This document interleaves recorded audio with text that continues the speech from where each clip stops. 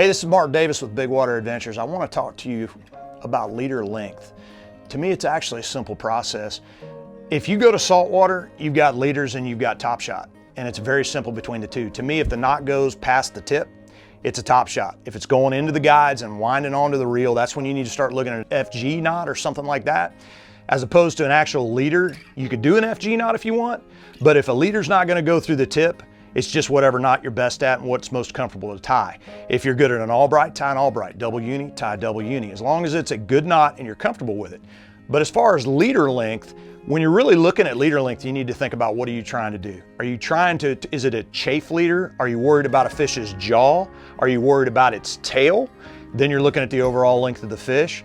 Are you worried about visibility? If I'm dropping into 100 feet of water, I'm gonna top shot if I'm butterfly jigging tunas, because you're gonna drop the bait past them and you're gonna come back past them. So you literally want a long enough leader to separate their thought process from the braided line to the lure. If I'm bottom fishing and I'm fishing in 20 feet of water and I know the rocks are about 5 feet off the bottom and the groupers are not particularly being line shy, I'm not going to be as concerned about it from a visibility standpoint as a chafing standpoint. I don't want to get cut off on the rocks. I don't want to get cut off on the fish's mouth.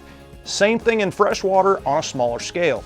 Are you worried if you're pitching into 4 feet of water and you're pitching a jig and you're bass fishing, you don't need more than 3 feet of leader, because bottom line is you're only in 4 feet of water and that fish's strike zone is probably going to be a foot, maybe 2. So what you need to think about is, are you trying to prevent from getting cut off? Are you trying to keep from being seen? What are you specifically doing with the bait? But the best way to start is, if at all possible, if you're talking leader, I like to try to keep it within the tip. The braid will perform a lot better no matter what kind of knot. If it's an FG knot or whatever you're tying, the braid will perform better on a cast or a pitch or whatever you're doing if it never goes through the tip. It's also less wear and tear actually on the knot itself over time. So if you keep it out of the tip, and as long as you can cast, if you're surf fishing and you got a 12-foot rod, you can go with 8 foot of leader and never wind it into the tip and wind it up and send it out there. At the end of the day, think about, what are you trying to fish for? Are you worried about them seeing it? Are you worried about them cutting you off? Are you worried about the structure that's around you? And adjust your leader or top shot length accordingly.